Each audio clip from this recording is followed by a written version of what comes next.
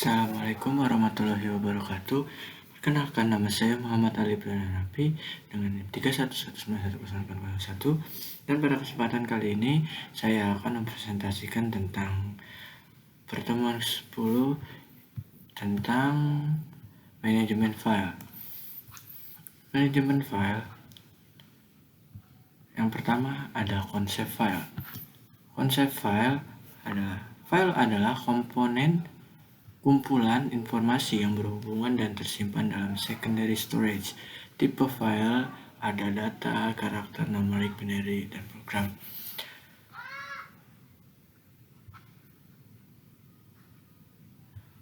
Metode akses. Yang kedua ada metode akses. File menyimpan informasi. Apabila digunakan informasi tersebut harus diakses dan dibaca memori. Yang kedua ada terdapat beberapa cara mengakses informasi pada file itu. Yang pertama ada sequential access, yang kedua ada direct access, dan yang ketiga ada other access method. Sequential access, yang pertama membaca semua bytes atau record dari awal. Yang kedua, tidak dapat melompat, hanya bisa melakukan rewind atau backup. Baik jika digunakan pada pita magnetik. Selanjutnya ada direct access. Yang pertama ada bytes atau record dibaca tidak terurut. Yang kedua, penting untuk sistem basis data.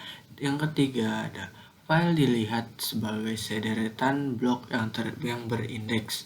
Yang keempat, pembacaan dapat berupa yang pertama ada memindahkan penanda file atau seek, kemudian baca. Yang kedua ada baca dan kemudian pindahkan penanda file. Yang kelima dari direct access ada metode akses ini berdasarkan model disk dari suatu file, memungkinkan acak ke sembarang blok file, memungkinkan blok acak tersebut dibaca atau ditulis. Selanjutnya ada other access method. Metode akses lainnya dibangunkan atau dikembangkan berdasarkan direct access method. Biasanya melibatkan proses pembuatan indeks dari file. Indeks seperti indeks pada bagian akhir buku berisi pointer-pointer ke blok-blok tertentu. Untuk menentukan masukan dalam file, pertama dicari indeks dan kemudian menggunakan pointer untuk mengakses file secara langsung dan menemukan masukan yang tepat. Selanjutnya ada struktur directory. Struktur directory terbagi menjadi beberapa bagian. Yang pertama ada directory. Directory sendiri adalah kumpulan nodes yang berisi informasi mengenai semua file. Selanjutnya ada baik struktur directory maupun file berada pada disk. Selanjutnya ada operasi pada directory. Operasi pada directory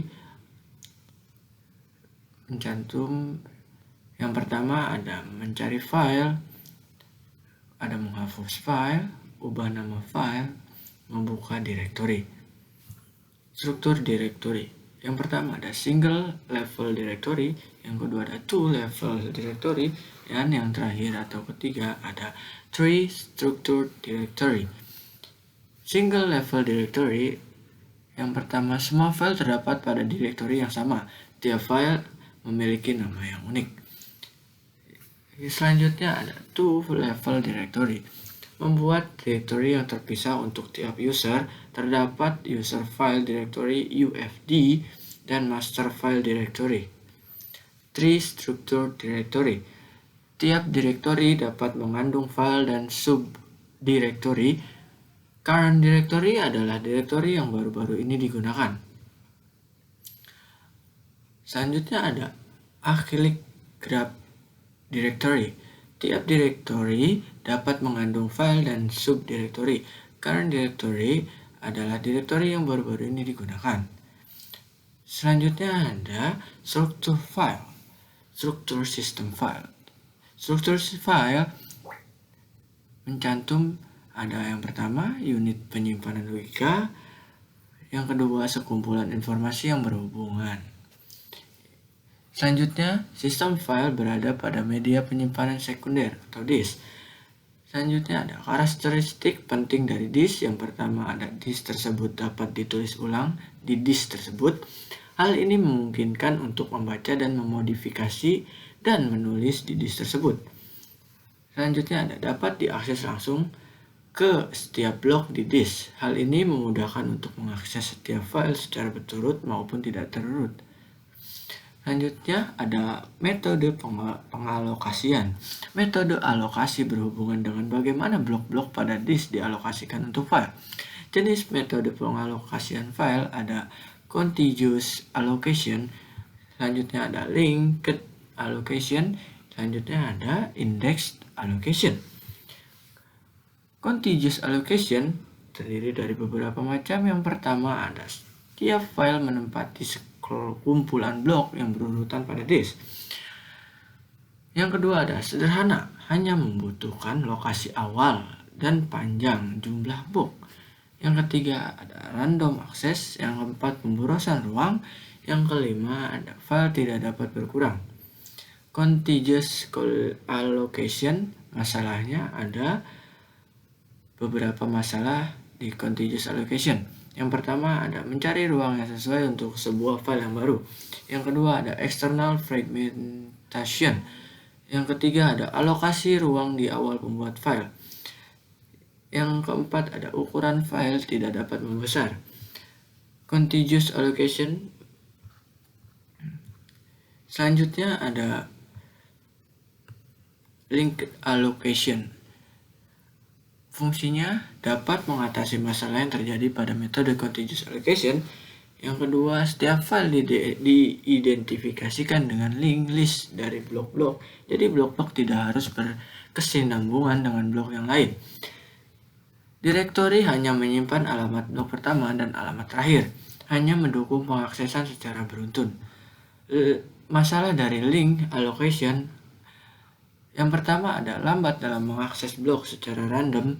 Yang kedua ada ruang yang dibutuhkan untuk menyimpan pointer. Selanjutnya ada index allocation.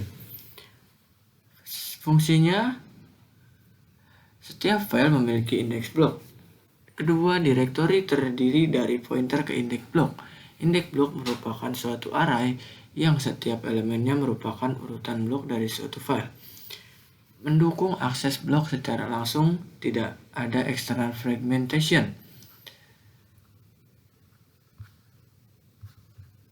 Manajemen ruang kosong. Manajemen ruang kosong berfungsi sebagai untuk menyimpan track dari ruang disk yang kosong. Sistem membuat daftar ruang kosong. Daftar ruang kosong tersebut menyimpan semua blok-blok disk yang kosong. Metode manajemen ruang kosong. Yang pertama ada bit vector, yang kedua ada linked list, yang ketiga ada grouping count, yang keempat ada counting. Bit vector fungsinya yang pertama ruang-ruang kosong diimplementasikan sebagai bitmap atau bit vector. Yang kedua setiap blok direpresentasikan dengan 1 bit. Blok free 1 dan blok digunakan 0. Efisien dan simple dalam mencari n urutan blok kosong yang pertama. Contohnya bisa kalian cari. Selanjutnya ada linked list. Linked list berfungsi untuk membuat link antar blok-blok kosong di dalam disk. Yang kedua ada setiap blok kosong memiliki pointer ke blok kosong berikutnya. Tidak efisien karena pengaksesannya dilakukan secara sekuensial. Selanjutnya ada grouping. Fungsi grouping yang pertama ada menyimpan sebuah alamat blok kosong ke blok kosong yang pertama. N1 blok berikutnya kosong. Blok terakhir dapat digunakan untuk menyimpan alamat blok pertama dari blok kosong lainnya. Selanjutnya ada counting. Counting berfungsi sebagai free space list, menyimpan alamat pertama blok kosong yang berurutan dan jumlah kosong yang mengikutinya. Oke, mungkin cukup sekian presentasi dari saya. Kurang lebihnya mohon maaf. Wassalamualaikum warahmatullahi wabarakatuh.